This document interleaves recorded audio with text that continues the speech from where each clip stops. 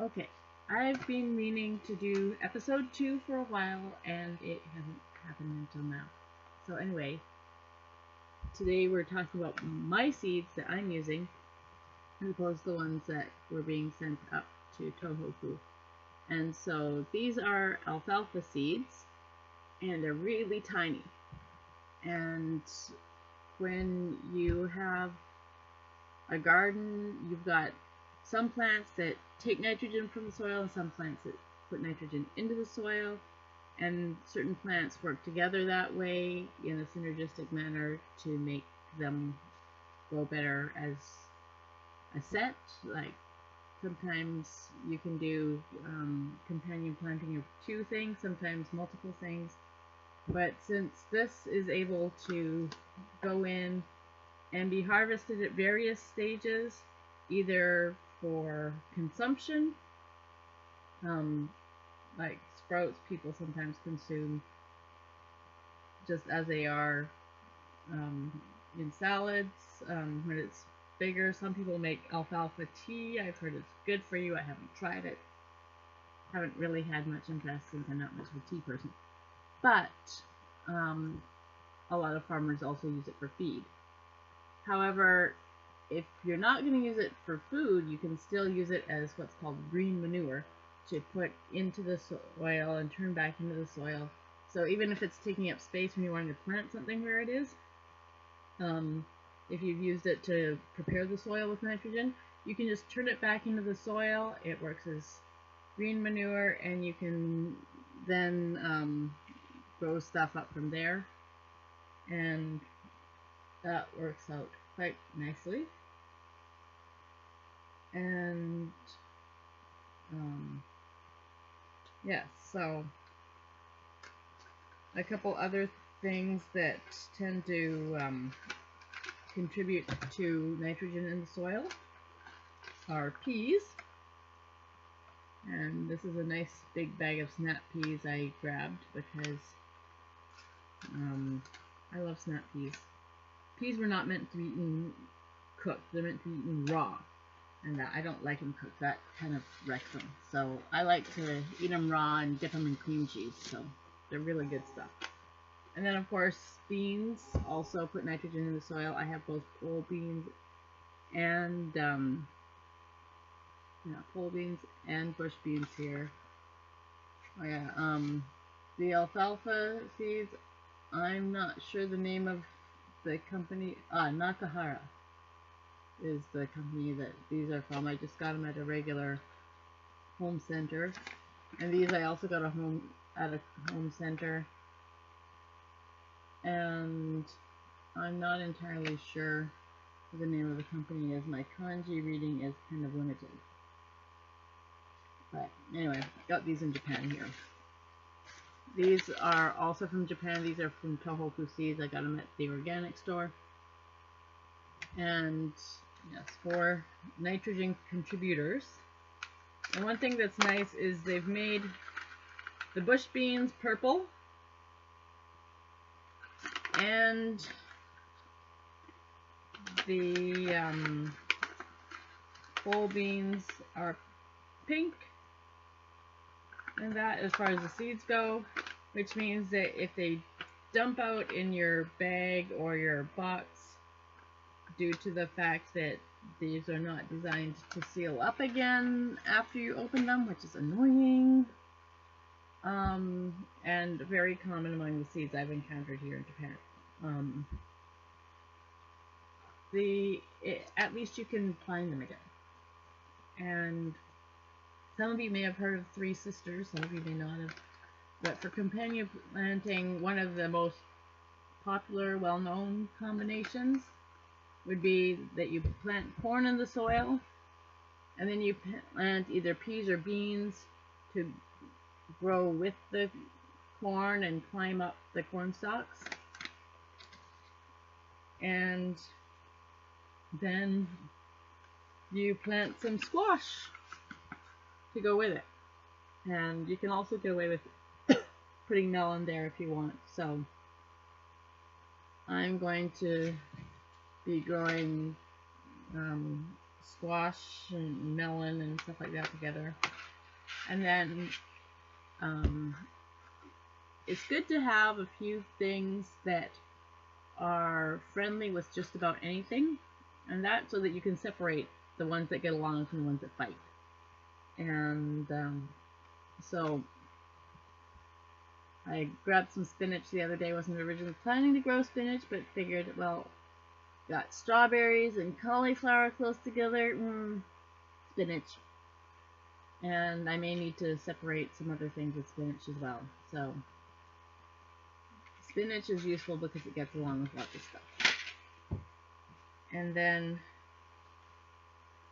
for trying to deal with aphid issues, I have like 3 different packets of marigold seeds.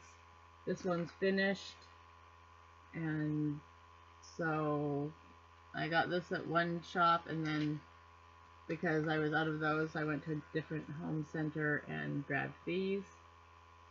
And so I still have some left in here, and then haven't opened this one yet. So gonna see how those go. I've got some sprouting up in my garden. The ones that I have in little containers are taking their own sweet time and making much progress, but the ones in the garden seem to take a while too, so yeah. And then there's Swiss chard. I had some chard that I got from West Coast Seeds in Canada that I was able to bring back, and that my parents were able to bring with them last year. And so I seem to have like maybe 1 or 2 seeds, just a few seeds left from that. And then it's not super common in Japan, but it's starting to get in there now compared to what it was before. So sometimes you can find it at the grocery store, but it's not consistent. If you want a good supply of chard, you gotta grow it yourself here in Japan. So I got some at a regular store, like a regular home center, and I got some organic stuff online and that. And so we'll see how these do. I've planted a little bit of this and a little bit of the West Coast Seed stuff, so we'll see what that winds up being like. And chard is not so friendly with corn, I don't think, but it is okay with beets. I think beets are like same family. So got a good supply of beets. My Detroit Supreme ones from West Coast Seeds are just a few left, so I may wind up planting some of those in this next batch of seeds that I plant. Detroit Supreme, also West Coast Seeds, I've got some left, and I haven't yet opened the beet blend, which means I guess I'll plant them and I'll find out which ones I get when I get them. You can also get like Chioggia beets, which are like purple and white, and you've got like circles in it, and so they alternate colors, and so that's kind of funky. And then I also managed to get some organic beet seeds online here in Japan. Beets are not super common in Japan. They're very hard to find and sometimes expensive, so another one of those, if you really want them, if any consistent availability or even just a good supply, it's best to grow your own. And then there's asparagus. So I dumped out one thing of asparagus, and then have a little bit of asparagus left. I don't know why this is before my cauliflower, because cauliflower is friendly with beets and chard and such. Actually, asparagus I think is friendly with quite a few things, but yeah, I'll do the cauliflower before the asparagus. So this is my Goodman cauliflower from West Coast Seeds, and all my seeds for that are gone now. And Snow Crown seeds, I've got a few left. I might save these ones for the cooler months. And then there's this variety of whatever sort that I got here in Japan, and it says Sakata seed .co. That must be Sakata seeds. Didn't see a website on here. This one, yeah, so see, at least if they've got a website, then even if you can't read the kanji for the company name, you can tell from the website what the seed company is. Anyway, I got these, and again, they've got that top that you can't really seal together again, and if you fold it over, it make them unfolded, and cauliflower seeds are tiny. So if you can't close it properly again, it's easy for them to dump out and escape. And you may or may not see where they escape to. So I have been wondering where the rest of these seeds have escaped to. And last week I found them. They were sprouting up at the edge of one of my beds and in the path beside it. So now I'm in the process of transplanting those into their own beds. So I'll leave a few of them where they were, but most of them are getting moved around so that they've got proper spacing and such. So I know where my cauliflower is now, and I'll probably have a bigger crop than I originally planned all at once, so I might be sharing some of that. But I love cauliflower.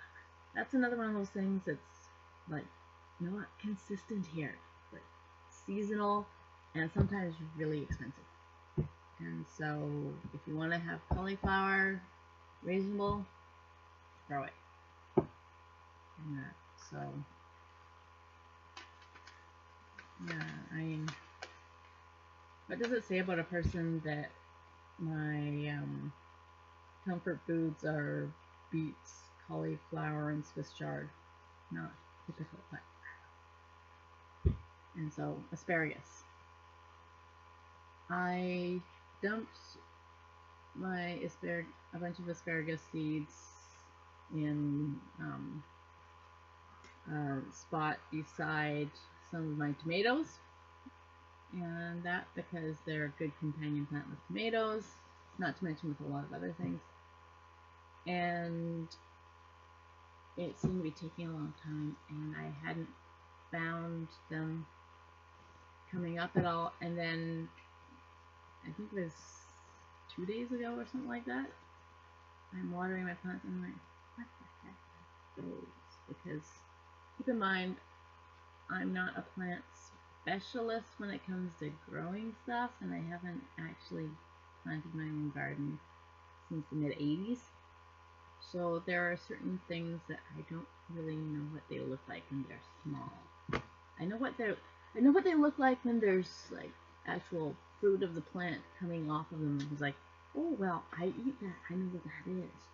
But some of them I'm not used to the babies and what they look like, and so I didn't know what baby asparagus looked like before. Apparently, they don't start out with this solid sort of stick sort of thing. They're a little bit different, at least this kind is anyway. And they're kind of bushy around the outside, but because of where they were and how many of them there were, it's like, am I actually finally getting some asparagus? Because I had started to think, well, those seeds were duds. I hope they wind up sprouting anyway, but it's going to be taking a long time. But they finally started coming up. So, yeah, I have some asparagus coming up, and so maybe the ones that I planted a couple rows over with my other tomatoes will also start to come up. We'll have to wait and see. But yeah, so asparagus. And then celery. I had to go online and check what the celery looks like too when it's coming up. I'm gonna probably have to wait and find out exactly which stuff is celery and which is not, and hope I don't accidentally pull up anything thinking it's weed. But jalapeno seeds. These are also tiny. These can also escape in bags and boxes. And I wasn't sure if they were gonna sprout or not because they were taking a while, but then they came up in my garden, and some of them also came up in the little containers that I was planting things in to transplant. And so I had kind of given up on the jalapenos because I hadn't really seen much sign of anything happening, and so I had put them in the containers and figured, well, I'll try planting them and putting them in the greenhouse type area and see what happens. And so some of them started sprouting, so I've transplanted some of those, and now I only have a few seeds left in here. I think I have a few seeds left. I'm not sure. Or did I finish them off? Oh, I may have finished them off. They're like blue, almost shiny blue. And my family and I don't do so well with peppers, but I figure if you've got critters that may come and try to get in on stuff in your field, and you put these at the end of a few rows at the edge of the field, and that's the first thing they say and go, ooh, food. Ooh. So I'm hoping it may deter a few critters, maybe. If not, I have people that I can share them with at church, so it's not really a problem because those particular individuals will be very happy. And that most people at my church are Japanese, but we do have a few foreigners who appreciate things like jalapenos. So, and there's basil. I used up these seeds from West Coast Seeds, and now I'm working on these ones. Also tohoku seed, and we'll see how that goes. I've transplanted some of them into the garden now, and so that'll be good. Basil is one of those things that a lot of bugs are not fond of. Some might be okay with it, but they seem to deter certain bugs. In fact, there are a lot of herbs that deter certain types of bugs. So I've got dill. These are my West Coast seeds. And that I've got a little bit left in here. And when I run out of those, I've got some organic dill that I got online. Here in Japan, a lot of people don't even know what dill is, but a couple years ago I started finding it in the fresh herb section at the grocery store. So finding dried dill is probably next to impossible here. But you can find dill seeds if you go to the right place, and you can find dill in the fresh herb section at the grocery store if you go to the right store and they have it in stock. But some stock it, some don't, and some only have like 1 or 2 packets per day, and so if you get it, you get it. If you don't, you don't. Maybe someone will beat you to it, but a lot of people just have no clue what it is. So my way of dealing with it is grow it. Oregano, okay.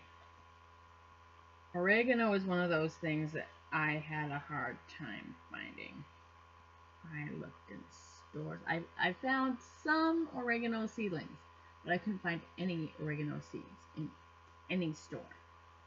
Yeah, so I ran out of the oregano seeds from West Coast Seeds that my parents had given me last year. and I wound up ordering some seed packets online, organic ones. And one thing I like about this particular organic seed brand is that, see this? They have envelope style, so you can seal them back up when you're done planting for that particular occasion. And so that is a point in its favor, because it means you don't have all your seeds scattering. And you don't have to worry about seeds that fight mixing and winding up in the same place, growing and not doing as well as they might otherwise. And then apparently thyme has its benefits as well, so I've got some thyme seeds. I got a few seedlings recently and that, but it's cheaper when you get the seeds and grow things yourself. So, oh, weird. This one doesn't have the envelope style the same way as the oregano does. Actually, neither does the dill. Weird. I wonder why some of them do. That is so weird. The beets don't either. So that's odd. But yeah, so thyme has all sorts of benefits. Apparently it's good for people with thyroid issues, so good for me. And then coriander. I've never grown coriander, but yeah, worth a try. And oh, more oregano. Weird. It would appear I've got two different kinds of oregano here, and this is wild marjoram in brackets.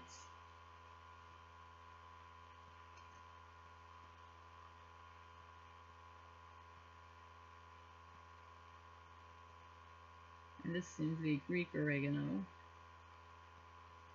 What's kind of interesting is that apparently the etymology behind oregano is from Greek, and something meaning mountain and something meaning joy, and so it's like mountain joy. Interesting. And since one of my friends is nicknamed Yamachan because it's part of her maiden name, when I gave her a bunch of stuff for her bridal shower, not a normal thing we do and people do in Japan, but we had one for her because there was a certain foreigner in her group of friends who decided to do that, and so it was a fun cultural experience for her and the others, none of which had ever been to a bridal shower besides me. But that was fun. The